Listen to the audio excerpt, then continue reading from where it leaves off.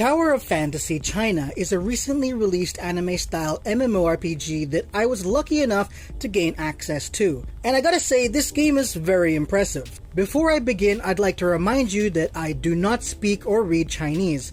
Everything I talk about is based on my experience in the game, assumptions I had, and also using a translator app. What is up, my dwellers of the interwebs? I'm Sorasin, and I'll be working with Styx on the MMOBite mobile channel. Pleased to make your acquaintance. Please drop a like and subscribe to the channel if you like our content.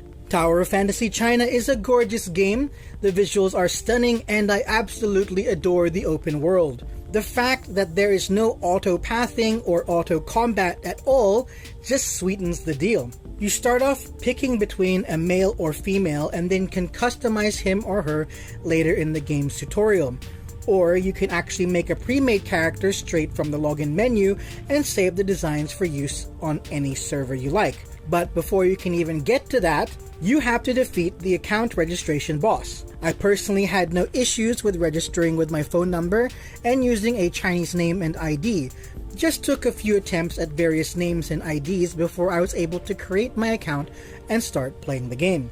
I gotta say, even though I don't understand Chinese, I really enjoyed the cinematics.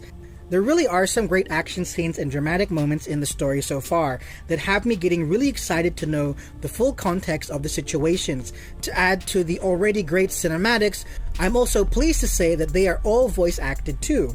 So you're getting the full cinematic experience with the story scenes. The game does offer a gacha system, but instead of giving characters and weapons, you get weapons, but the SSR and above weapons seem to come with an avatar that you can mimic, like a cosmetic item. I think that the various avatars do have specialized stats for the weapon they come with, but it's hard to choose them when you have a already unique character that you spent all that time making in the character creator. I have yet really to dedicate myself to wearing a mimic avatar because I think my own character looks so cool. Instead of swapping between characters with different weapons and elemental damage, you swap between 3 different weapons with various elemental damage to create devastating combos. And dodging at the right time can freeze time for your opponent and allowing you for a big charge up skill to be used. The combat overall is really fun and action-packed. I like the dodge mechanic and the fact you can attack while jumping. It's all very exciting. I wasn't expecting there to be vehicles in the game, so I was pleasantly surprised when the game gave me a really cool looking motorbike. There are different vehicles in the game you can obtain. I don't know how to obtain them,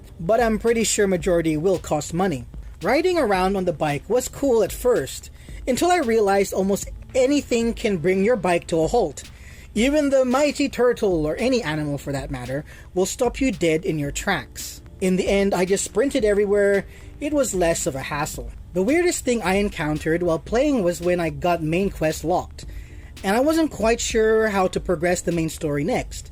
At first I thought maybe I didn't have enough power, but that didn't seem to be the case. I noticed the quest said something about 7 in it, so I automatically assumed I had to get another 7 levels, but as I gained more levels, it wasn't changing. Then I decided to translate it, and it turns out it was telling me to return to the main quest after waiting 7 hours. Then I remembered this is a Chinese game, and they tend to put these restrictions in their games for their player base. You can, however, continue completing your dailies and any other tasks you feel like doing, like dungeons or map exploration. Overall, I'd say that from my first day's experience of Tower of Fantasy, I'm really enjoying it. The visuals are truly gorgeous, and the fact that there is a night and day cycle and weather effects are a nice touch.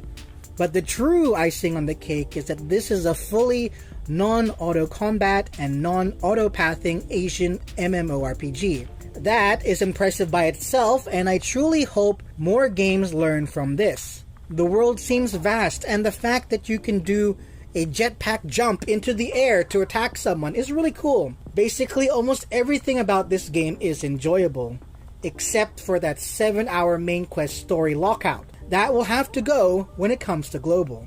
That's a definite no-go for the global audience for sure.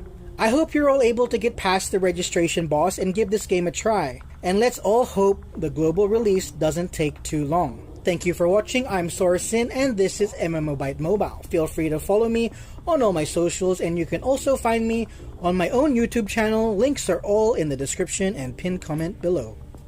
Someday soon I'm gonna make it.